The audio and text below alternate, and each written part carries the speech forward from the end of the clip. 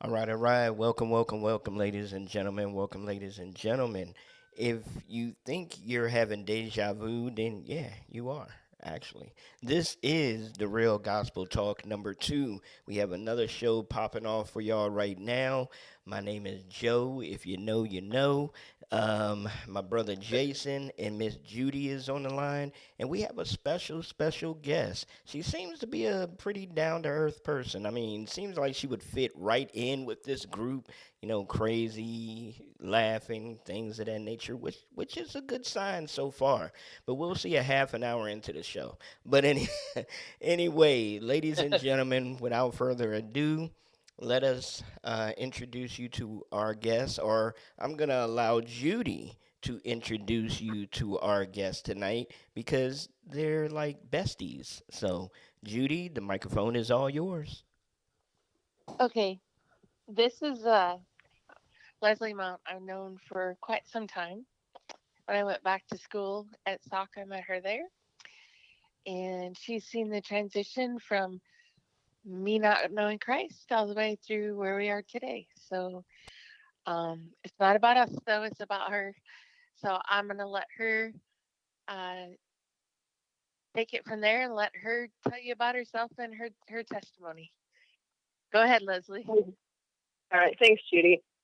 Oh, hello, Radio Land. I've never done this, so I'm a little nervous, but I do my best. I'm glad nobody can see me. Hey, Jason, are you still there? Um, Not sure what happened. Hello? Did we lose her? I think so. She dropped. Okay, there. Oh, man.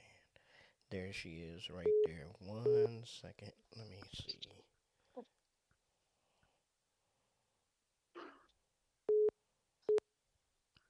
1 second. All Yes. right, there she is. She's back now. Okay. Sorry, I have technical difficulties. Not a problem at all. I'm Not a I'm problem at old all. school here. I'm old school. Um, anyway, well, my name is Leslie Mount. I'm a wife and mother of 7 children, ranging from 17 down to 3. Um, and I live in Illinois. I've been in Illinois all my life. Also grew up in the church my entire life, from the time I can remember, going to church.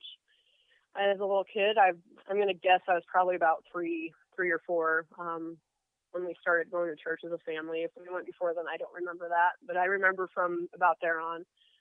Went to a quaint little country church, little white church out in the middle of some cornfields, with a white steeple. It was a United Methodist church. Um, Mom and Dad took my brother and I there basically every week, and we were part of the church family. I aged there. I went to vacation Bible school there and loved it. When I got older and I was in high school, I joined the youth group there. Absolutely loved that. We had great times with youth group. We had an awesome youth group leader and had a lot of good times, a lot of fun. Um, Went through confirmation class there, and eventually my parents didn't go to church every week. I was driving myself when I was in high school. Once I graduated, um, I don't really remember too much of that 2 year span, of junior college. Going to church, I I may have, I may not have, I don't remember. I did join up after I graduated from SOC. That's where I met Judy. After we graduated, she went up to Northern and I headed down to Western. And I started going to Campus Crusade for Christ. But that was very short lived because I had gone back home for a couple weekends. And when I got back, it only took one person to turn me off. I went back to Campus Crusade for Christ, and this guy came up to me and he put me on the spot. And he's like, "Well, where have you been?" And I really felt that I was being condemned because I hadn't been there for a couple weeks because I'd gone back home to be with my family and visit back home. So at that point, I stopped going to church. So that was my, I'm going to say, junior year of college. Um, really didn't go to church, now that I'm thinking about it, between my junior year of college and meeting my husband, my now husband. My husband Austin and I met the year I graduated from Western. We met that following fall. And, you know, church wasn't on our radar for either of us. We'd both grown up going to church, but it was not a priority at that point in time. 2 years into our relationship, we had our first son. And at that point, Austin said, you know, we should really start going back to church. We want to raise our son in the church. So we did go back to church. We found this cute little Baptist church up in Bettendorf. Had an amazing church family. It was really tiny. It was a very small church. But we meshed well. We had lunch with the pastor and our church family on Sundays. We would go out. And it was good. It was a good community church with a close-knit bunch. Well, we moved from Bettendorf to Monmouth when our son was about 6 months old. And it was just too much of a drive to go up to Bettendorf, so we stopped going there. And we knew our neighbors went to this church called Countryside Bible. And it was out in the country, and they had invited us, our neighbors had invited us to go out before. And so we tried it. We went out, and I was turned off by it because you hear a lot of people saying, you know, oh, the music, and well, that was me. We went out, and I had always been around both the churches I had been in, the United Methodist and the Baptist Church, were very traditional churches. Very traditional hymnal on Sunday worship, and just that's what it was. Well, Countryside was very progressive for my taste. They had the horns and the drum set and the guitar, and it made me feel uncomfortable. And so after that one time of going, I said, I'm not going back there. It's not my thing. It's too much. So we stopped going to church again. I don't know why we really didn't look around, but we didn't. And I'm going to fast forward to 2007. At that point, our son was 2 years old. We got married. Shortly thereafter, we got pregnant with our second son. And we hadn't been married very long, and it was Christmas Eve of 2007 that we had just gotten married in July, and FedEx knocked on our door. And I knew what it was because my husband was in the National Guard. So sure enough, that's what it was. It was his deployment orders that he was going to be sent over to Afghanistan at the end of January. So January came, and he got deployed, and I was left at home with our 2-year-old son and soon to be welcoming our second son. Excuse me. So our second son was born in April, at the end of April, and my husband wasn't there. He was overseas. Well, he wasn't overseas yet.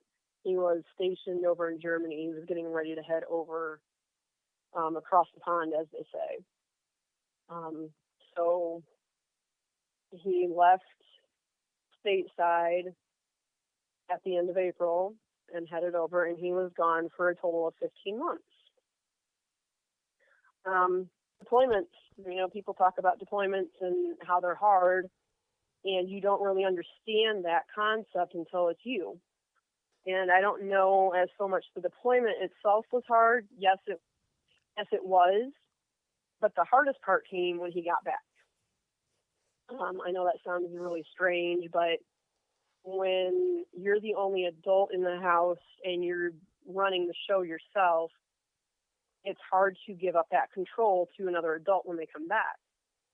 So that's when problems, kind of started for us again. At some point in here, um, after he had gotten back, he had said, we should try church again. Well, the pastor of Countryside had come over too. I forgot to mention this. While he was deployed, um, the pastor from Countryside, who I had only met one time, came over to our yard, and I was out doing yard work, and he came over and talked to me a little bit. And then he said, you're welcome to come out there anytime. I kind of blew him off because I was like, yeah, I know. I've been out there before. I know what it is out there, and I don't like it. I don't like the music. And it's really not a very good reason not to go, but that was my reason at that time.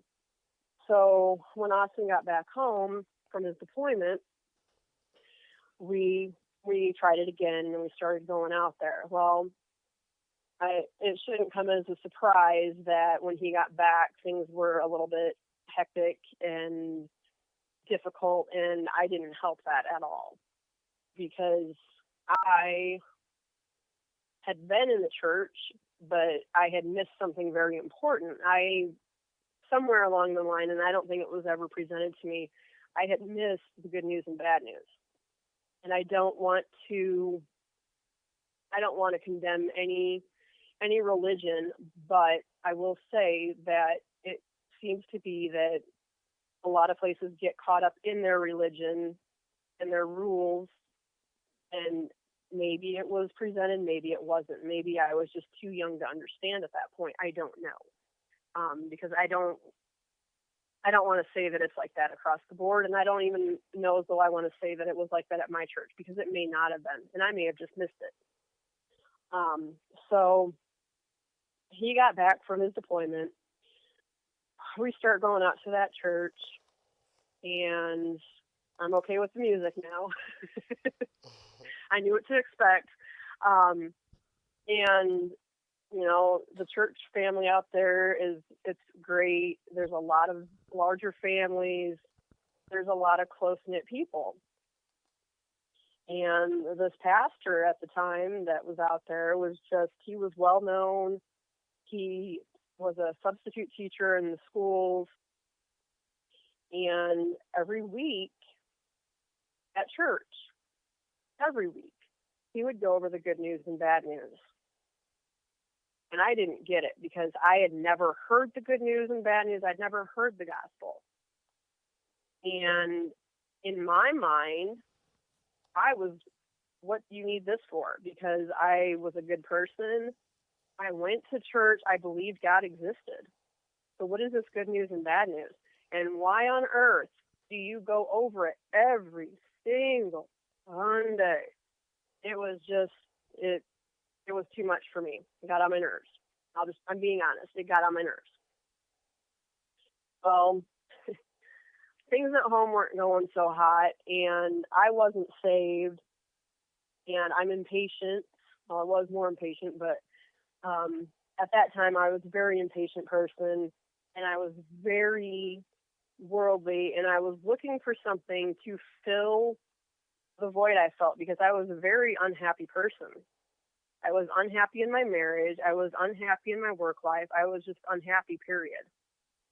So I got this harebrained idea that I needed to go back to school. I had already graduated from Western. I already had a bachelor's degree in chemistry. Got this harebrained idea that I needed to go back to school because I needed to be somebody, because I was just a nobody. I was a wife. I was a mom. That was nothing. And I wanted to be somebody. I wanted my name out there. I wanted the initials after my name. I wanted that flashy car. I wanted that big house that everybody drove by and was just amazed with. I needed that. And so I ended up going back to school to get a nursing degree. and husband was not very. I mean, he supported me, but he wasn't supportive of the idea. He let me do it, but he didn't want me to. But he didn't stand in my way either to not do it. But I definitely knew that he did not want me to do it. He didn't think it was necessary, but I did because I needed something. I wasn't happy. Well, then I start going to school and I start throwing around the D word. You guys know what the D word is? Not the D word, the other D word, the D in divorce. Mm. Yeah. Yeah. I started throwing that word around like it was confetti. I was unhappy. I was unhappy with my marriage. I want a divorce. I want out of this. I want somebody that's going to make me happy. And I was not quiet about it because if you guys know me, which you do, you know I'm not quiet. I say what's on my mind, and that was on my mind. So my neighbors knew. I'm like, well, I'm going to get a divorce. My parents knew. Everybody knew. And excuse me. God Bless has you. this way of stopping me dead in my tracks when I want to do something. Mm-hmm. Dead in my tracks.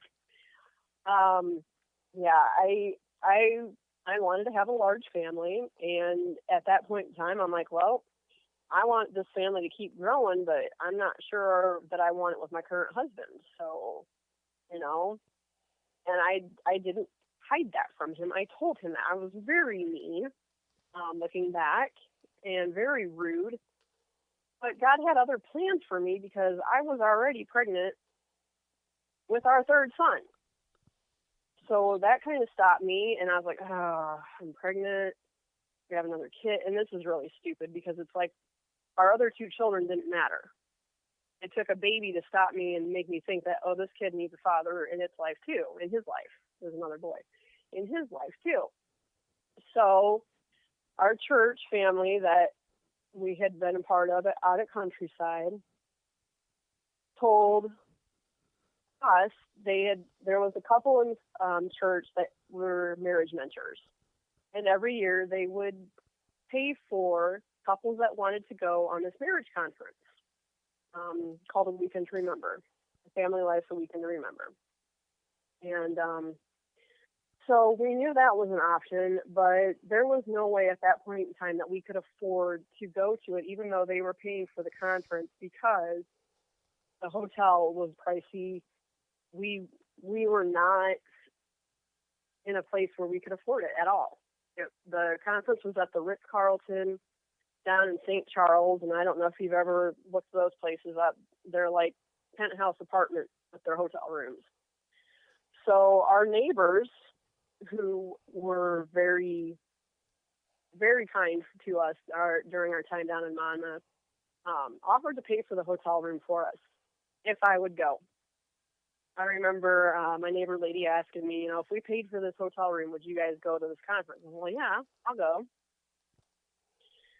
So we ended up going, and it's a Christian marriage conference. And they have different speakers, and I remember vividly this larger man getting up on stage. And he started talking, and he was talking about throwing around the seeds of divorce. And I was like, oh, this is me. And I was so convicted, and it felt like he was talking directly to me because it was exactly the same thing that I was doing with my own marriage. I was sabotaging my own marriage. So I really give credit to God for allowing us to go to that marriage conference, and then putting that man there that I needed to hear from, because that conference saved my marriage. Still wasn't saved as far as salvation is concerned with myself. My marriage was saved, though. So things got better there. Still going to church on Sundays. Still hearing pastors share the good news and bad news. Still getting irritated. Why does he do this? Why? So a year goes past. 9 months. And I have our third son. And I remember really clearly, very clearly, the day I'm gonna say that our our son Luke was probably only a couple months old. It was an August day. It was sunny. It was warm. It was a Sunday. And we had gotten back from church. Everybody else had kind of just walked in the house. They had already gone inside, and I was just strolling through the yard, strolling beside the garage. And it just hit me. And I looked around and I'm like, I finally get it. I get the good news and bad news before dismissing church or at some point in the service. I said he shares it every week because just in case there's one person that's never heard it. Just in case there's one person that's there on Sunday that has never heard about the good news and the bad news of and how to be saved and why it's important to be saved. Why it's important to put your faith and trust in Jesus. Just one. And it hit me that I had been the one. So it was on that date back in August, and now it's been 10 years because I was 32 years old at that time, that I finally understood why I needed Jesus in my life. And I finally understood why it was so important for him to share the good news and bad news. Because, I mean, like I said, I had grown up in the church. I had been there on Sundays. I'd been there as a teen. I'd been there as an adult. And I just missed it. And like I said, I don't know, as though it was never presented. I don't know. I can't say for sure one way or the other there. I missed it for sure if it was presented. So that's my testimony. That's how I came to Christ, was because of the persistence of that pastor and just seeing God at work in my life and my marriage. Yeah. Yep. So I, Amen. Amen. oh, I'm not usually at loss for words, but woo, Sorry. you're fine.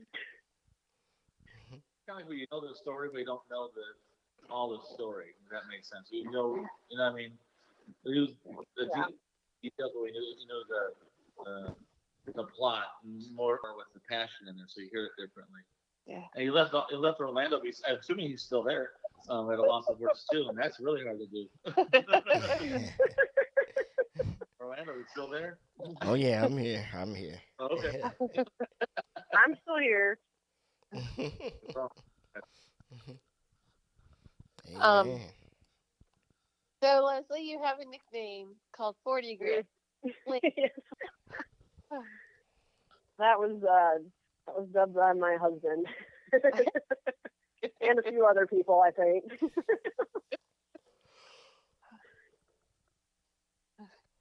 yeah, I have a new thing that I dubbed myself as a porcupine in a room full of balloons. Or should I say a You're sharp. kicked off You're line sharp. in a room full of balloons. Uh, so Go ahead. no, I was just I you go ahead because I was just asking the the 40 grit where that do they even The make ba- 40 sandpaper? the basis, I have no idea. I think so. I thought it I was don't know. I found a picture on the internet, so they have to make it. I mean, because everything on the internet's true, right? well, I'm thinking 40 grit would take you down to like your capillary system or your I don't know. I've sanded my fingertips sometimes with 80 grit, so I can't even imagine what 40 grit. Yeah, it kind of hurts, doesn't it? Yeah, it does. And that's why Yeah. I always say, like, I don't know if I told you this. I know I didn't. I don't think I told you this, Leslie. Before I came to North Carolina, I prayed, God, use me as your hands and feet.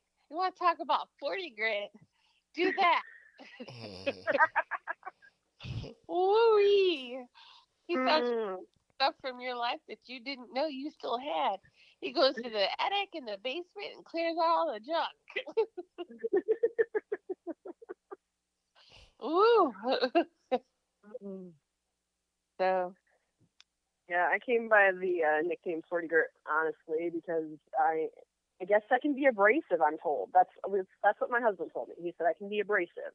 I don't call it abrasive. I call it um, being outspoken, or honest.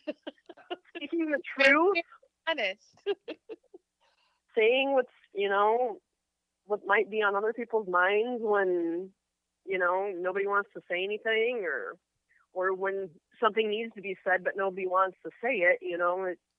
Sometimes you need to say things. So that's kind of how I got that because there's times that my husband shakes his head and he just looks at me. It's like, oh no, what did you do? What did you?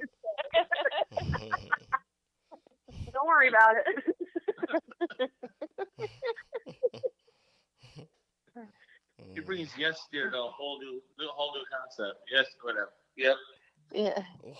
Jason will look at me and go, what did you say? I just told the truth. I don't understand why everybody's mad at me. That's why they're mad at you. Yeah. Like when he said that you went to college, you said he didn't want you, but he let you. Like he didn't let you. It was like you tell her no. No, what? Tell her no. You tell her no. Yeah, Pastor, You know. I was going to roll home one day from church to the house. And we're not, our church isn't that far. It's a block from the park where we had the concert at Hmm. that you guys came to. And to our house, it's not that far. And it was a nice day Right. outside. So I was going to roll. And he's like, looks at Jason and goes, "You're going to let her roll home?" He goes, "You tell her no." Thought for a few minutes. He goes, "Roll on. Just roll on."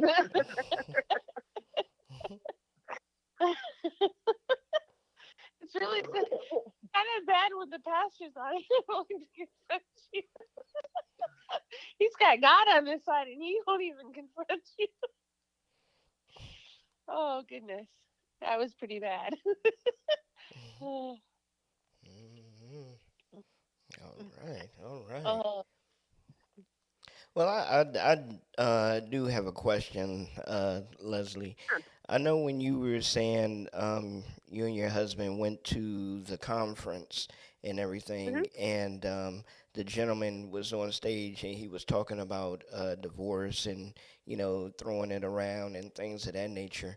I understand that that can be an awakening moment, but was there anything else about the conference that really calmed you down and really had you second guessing how you were feeling about divorce and how you were feeling about where you were within your life? Yeah. So not only was that guy um, there, we had to do these workbooks, and you had to go through, and I don't remember exactly, so I'm going to be guessing at best, but I'm going to be close to what they would ask. What are the things you like about your spouse? What are the things that you do well together? It was basically pulling out the positive things because it's so easy to focus on the negative things, and it doesn't matter if it's your kids, your marriage, your job. I mean, just life in general. It's so easy to pull out the negatives and focus on that rather than what are the things that you love about this person? What about this job? What about your child? What about whatever it is that you're doing? And they also did they had a part in the conference where it was date night. Mm. So the whole point of it was, yeah, the whole point of it was to go on a date with your spouse. I mean, nobody had any of their kids there. Their kids were home with the babysitter. So it was just you and your spouse going out, reconnecting, and, having dinner and talking. That was the big thing they wanted you to do was to talk. And it changed the whole perspective because, we, like I said, we were not financially able to do date nights. And that really wasn't on our radar at that time. That wasn't really a big thing, at least not made known to us, until several years after this whole thing had happened. We had a few more kids, and then it became okay. Yes, date night is important, and I think that conference taught us that too. By having that date night was, hey, date night is important. Reconnecting with your spouse, alone with your spouse, without any distractions, without the kids, getting away from the house and all the frustrations, and reconnecting with your spouse, talking with them, getting to level with them and find out what's going on in each of your lives, because life gets busy. It gets crazy busy. And especially, I mean, right now with us having 7 kids and 2 of them are teenagers, it's extremely, insanely busy. And we have the benefit that we do have teenagers that they can watch the younger siblings, which they're usually thrilled when we tell them, hey, we're going out. But it's necessary. It is really necessary to have that adult time, because work, kids, life in general, it gets hectic and it gets busy, and your spouse is supposed to be the number one person under God. God's first, spouse comes next, then your kids. That's how the order of things is supposed to be. But it's so easy, especially when, the world starts creeping in, that you've got to go do this, and you got to do this, and you got to be busy, busy, busy, busy. So it's important to carve that time out. And I really think that the conference made that clear, and it gave us that opportunity to reconnect and say, hey, you married this guy because you loved him, because you liked things about him, not because you couldn't stand this or this. That stuff was always there. Nothing had changed. It was just my mindset had changed.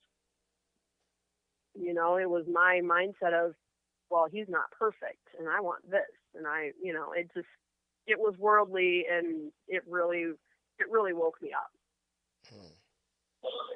Amen. Amen. Excuse me. So, so I guess definitely from the far outside looking in and just listening to your testimony. So it was pretty much that you weren't complete within yourself, and you just took your frustrations out on whoever was around. Pretty much. I mean, yeah. It, other people needed to make me happy. Other things needed to make me happy. Right. And that's what happens, I think, when you don't have Jesus in your life, is you're trying to fill, something's missing, but you don't know what it is. And so you're trying to grasp at anything that you can to fill it, because you feel like there's something that's missing, that there's an emptiness. But the reality is, you can keep grabbing for all that stuff. You can grab for the career and the house and the car, or, find that perfect spouse, which is you're not going to find the perfect spouse. I mean, as far as, the perfect person doesn't exist. Perfect spouse for you, sure, yes, it exists. But if you're looking for perfection, as in no faults or flaws, you're not going to find it. Right. And that hadn't registered with me yet. It's like, oh, nope, I don't like this. Oh, and it just, and the funny thing is I was no better off, and I was probably the one that was making things the hardest. It wasn't him, it was just me. Well, the question that I know all the men out there, and Jason probably won't admit to this because he doesn't want to get a backhand, but I can because I'm single.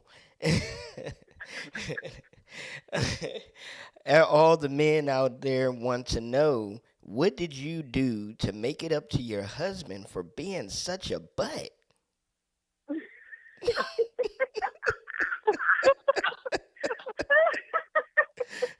Because it's very rare. It's very rare that the woman has to, apologize or make, smooth things over to make it better. It's always the guys. So what Those are what harsh did you do? words. I can't believe you called me that. Well, I can't believe you said that on if air. No, we I'm if just we kidding. weren't on air, I would have said worse. No, I'm joking. But Oh my goodness. I honestly, I inquiring don't even inquiring know. men inquiring men want to know. So maybe we can write that down in our books, and if this ever had, see, I heard this testimony and this is what she did to apologize. I don't know. I think my husband's just a very forgiving man. Okay. Well, Kudos to him. What's I your was gonna husband's name? Austin. Yes, Austin. Austin. Yep, yep. Okay. Shout I out was to gonna say Austin. Shout out to yeah, Austin. he is very forgiving.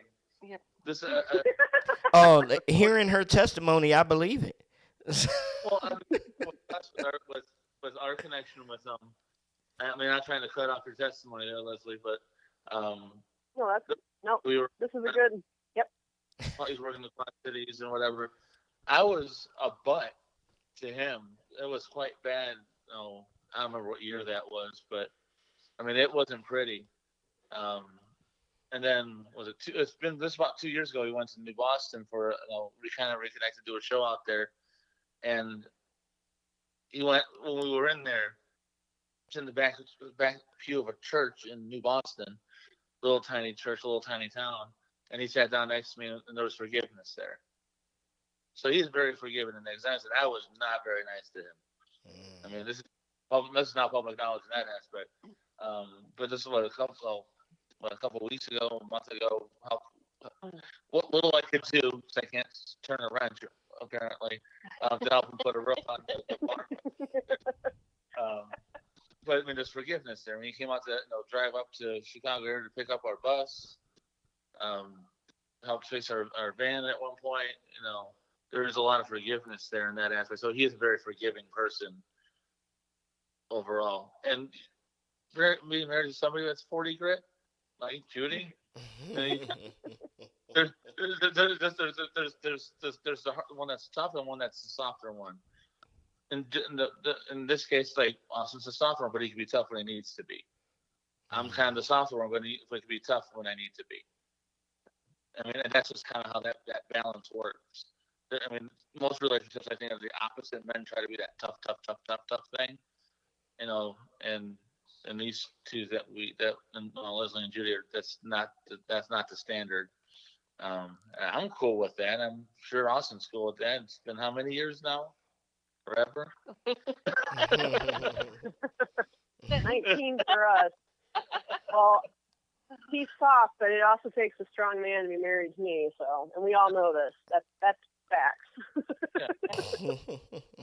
But like I say, he's very forgiving and understand where he needs to be and place when he needs to put his foot down is when he needs to put his foot down. Right. Right. Yep. That's and Judy's hard headed, not just hard headed, but no, hard headed. I don't have a hard head. I'm hard headed. So props to Austin too for that. So, Yeah. Yeah, but definitely. That's awesome. That's awesome. I said I said last night in therapy, I said, tell you what, after dealing with me, God needs every single merit badge that we have on this earth to deal with my behind. And still want to deal with me every day. So, whew, between my mouth, my thoughts, and my actions, he's it's like a 2-year-old on sugar. Get back here! Stop that! Don't you dare do that! Don't you sit down! Mm-mm-mm.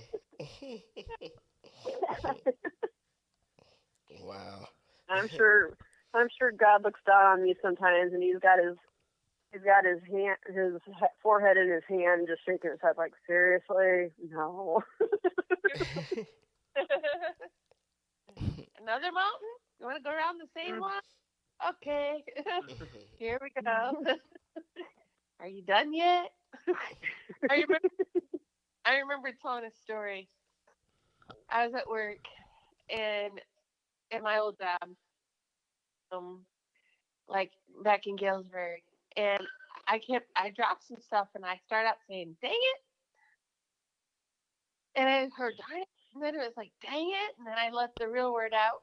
And then followed by another word. I dropped something else, another word. And I finally got so frustrated. And I was like, and I remember in my spirit, him, God saying, are you done yet?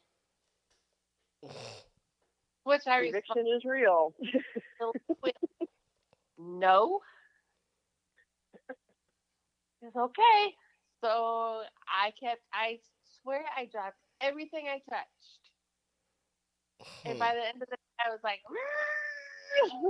and eventually I stopped dropping things after I stopped cursing. Oh wow. That was, I mean, that was 2 or 3 years ago, but, still, it was kind of like, you know, he'll, he'll teach you a lesson. So you can do it the easy way, or you can do it or you can do it the hard way, or you can do it his way. It's your choice. Right? True, true. Well, before we start to wrap it up, I just want to once again thank Leslie for coming on the show and being here with us and sharing your testimony to a lot of married couples out there, and also some single ladies and gentlemen out there that may need to hear those wise words. What you went through and things of that nature. Do you have any words of encouragement, anything, for some married couples out there? Yeah, I do. Don't give up. I mean, marriage is hard. Divorce is hard too. They say I see a lot of that on Facebook a lot. That choose your hard. Well, both of them are hard because obviously divorce breaks up a family, especially if you have kids. That makes it rough on the kids and stuff. But marriage, it takes work, and you have to be willing to meet your spouse, and the 50-50 rule doesn't work. That was another thing we learned at the conference. It isn't 50-50, it's 100-100. You have to give your all, and some days you're not going to be able to. Some days your spouse isn't going to be able to, but you have to try to give it your all, when you can, as much as you can, as often as you can, and make your spouse a priority. Spouse comes before the kids. It and it's hard. It was hard for me to accept that for a long time because your kids are your world. Um, but if you don't make your spouse a priority in your life, they fall by the wayside. They become like on the back burner, and your marriage is going to fall apart because if you're not having that communication, that connection, it's just going to disintegrate. And if your marriage disintegrates, everything else will fall right in line with it. Your family will disintegrate. I mean, it's going to be a domino effect. Make your spouse the priority. Make time. Talk. Communication. Communication, communication, communication. Communication, trust, and honesty. If you have those things, then keep at it. And make sure that you've got God at the. So I mean that's my advice is put God first, but make your spouse a priority because and I will be honest with you, it gets hard sometimes and sometimes that doesn't happen for us. And I know when that starts to happen because then, the little pokes and the little jabs, fights are gonna happen, arguments are gonna happen. That's gonna happen in a relationship, whether it's with your spouse, your kids, whatever. When you start noticing that, think, hey, who am I making the priority here? When did we last, have some time set aside for us? Even if it's just sitting on the couch, watching a movie together, put the kids to bed, watch a movie together, sit there and have some popcorn or something. It doesn't have to be this big ordeal of going out and going crazy and having this big, huge date. Simple things at home sometimes are better than the big out, going out around other people and stuff. Just connect with your spouse. That's all I got. That's why I'm glad that you actually followed up with that because that was going to be a question that I had because some people with children and things of that nature. And their number one thing would be, well, what do you mean by, don't your husband comes Right. You're first and then your kids. I mean, right. because some Right. people You will take don't. it far fetched and be like, oh, well, so you're neglecting your kids. No, that's not what No. she's No. saying. No. No. No. You don't neglect your kids. You make sure your kids are taken care of. The thing is, you have to make sure your marriage is taken care of. That Exactly. has to be the that has to be the priority. You take care of your marriage, you take care of your kids. But if you don't take care of your marriage, it's going to fall apart, and then it is going to affect your kids in a negative way. So, I mean, that's why, yeah, it's not about neglecting your kids.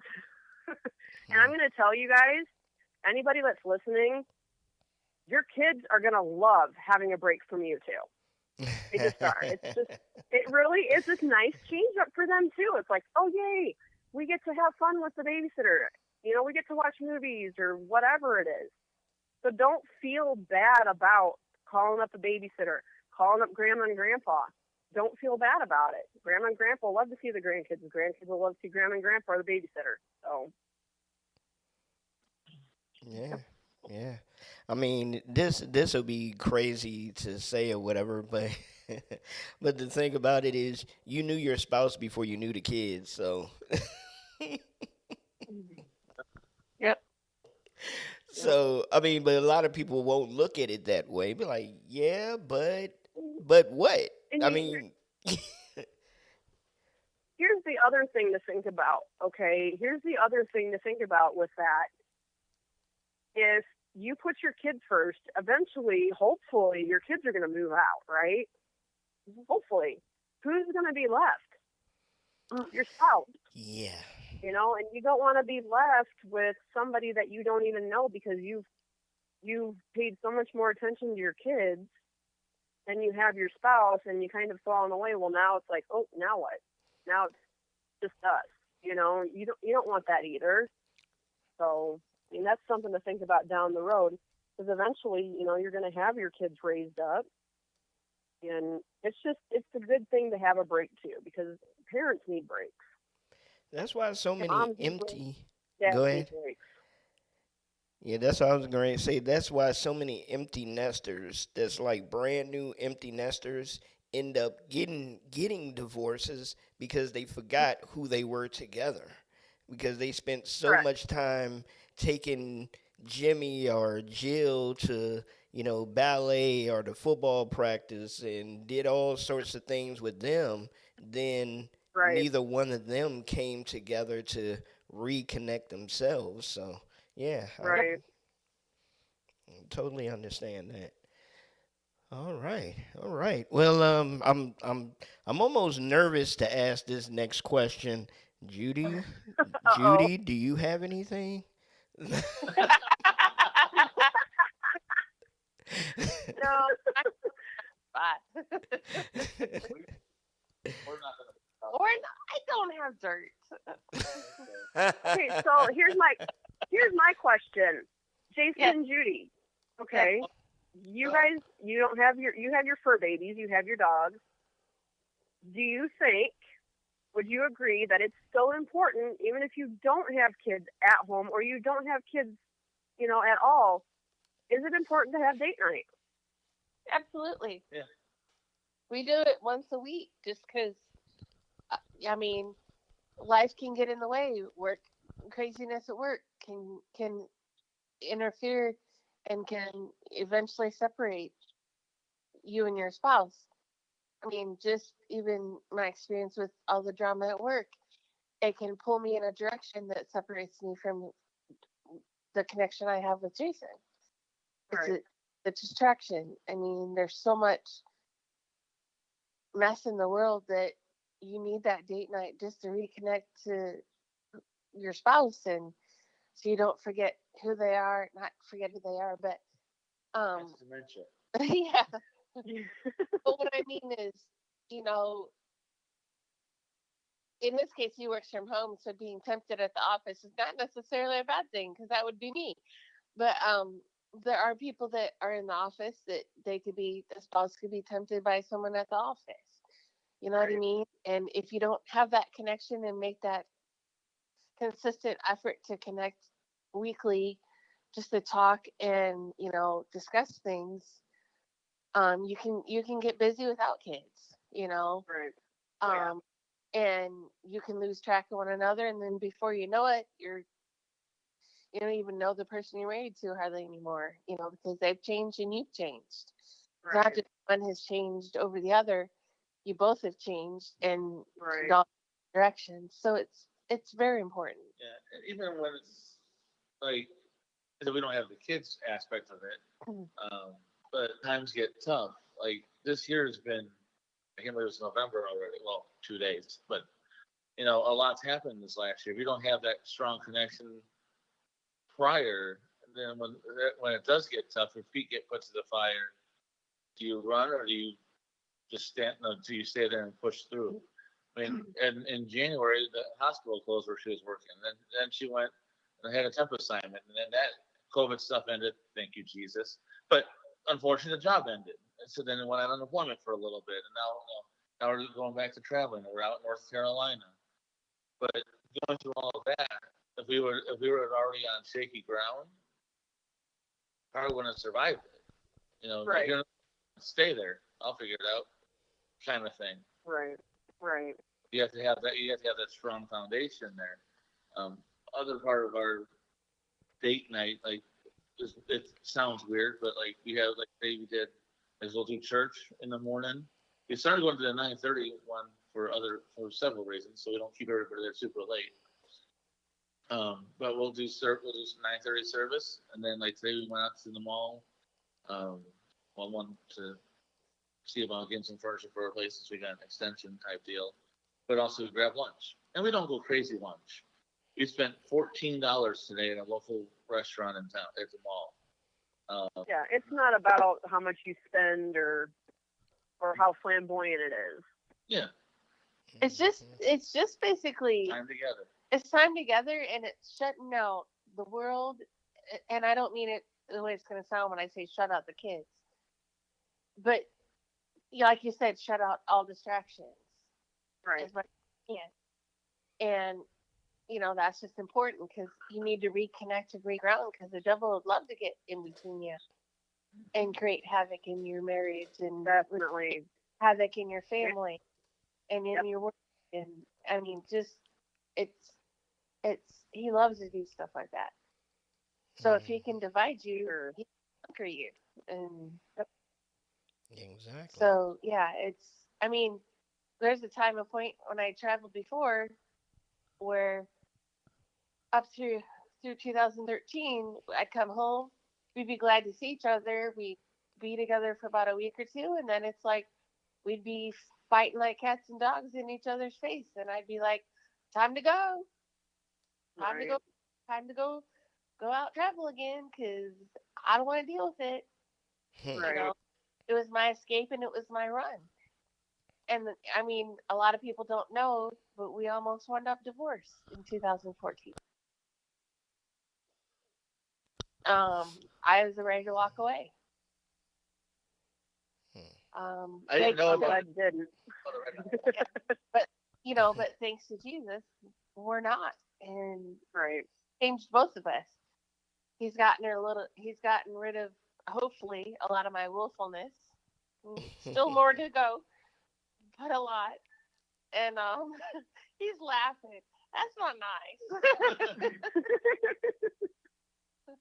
um, and he's softened his heart, where it doesn't always have to be his way, or you know, we both, whenever we would do things for each other, we always kind of expected something in return, but never really felt Right.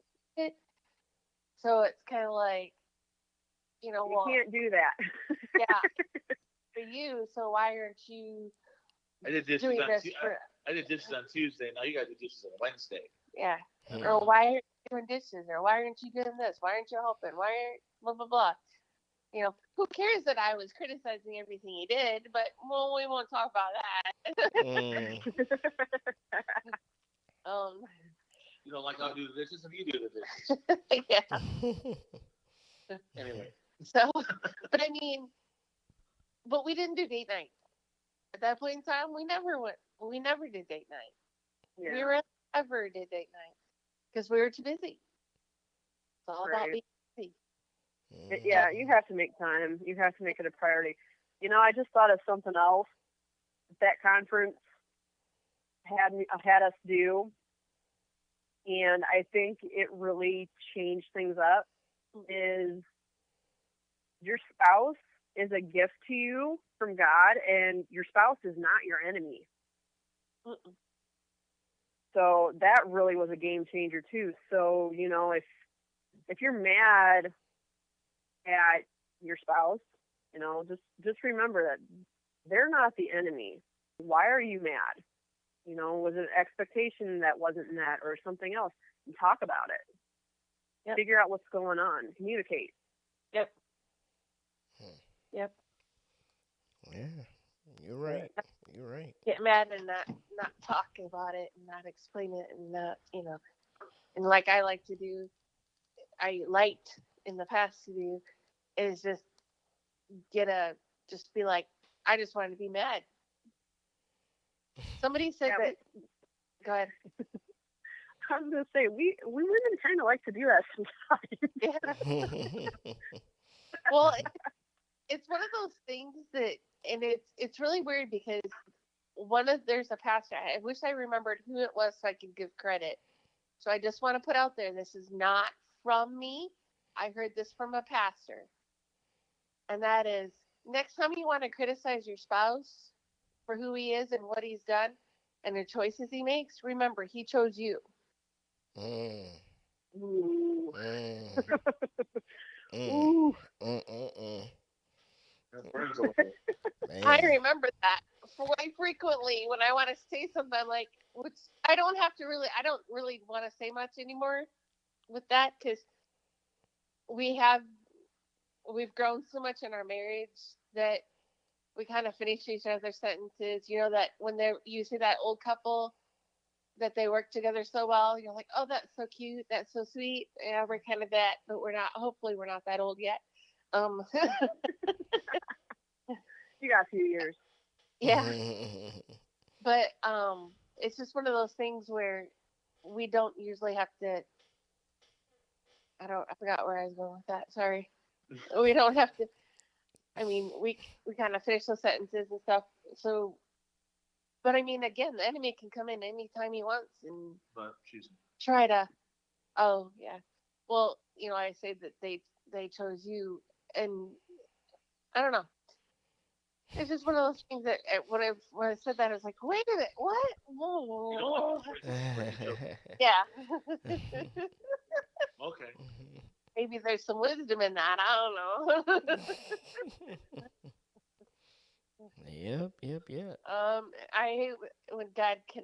I had a few experiences where God's used my own words against me. I say, blah blah blah. Oh, I see what you did there. Convicted me with my own words. Thanks, Lord.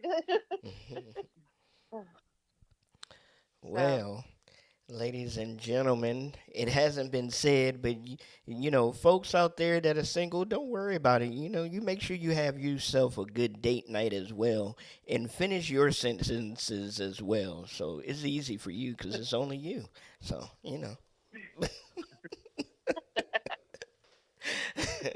See, I can joke like that because I'm single, so I can finish my own sentences and take myself out to dinner and walk down the beach holding my own hand. Oh, never mind, never mind.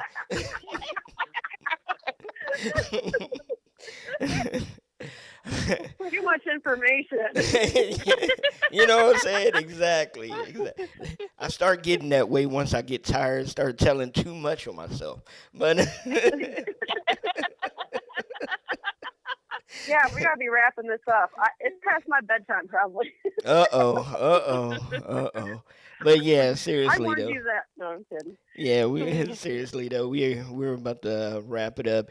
This has been another episode of the Real Gospel Talk right here on Quake RYC Praise News, where music is therapy, and it's always a pleasure of having you all listen to us if you're listening live or if you listen to the recording.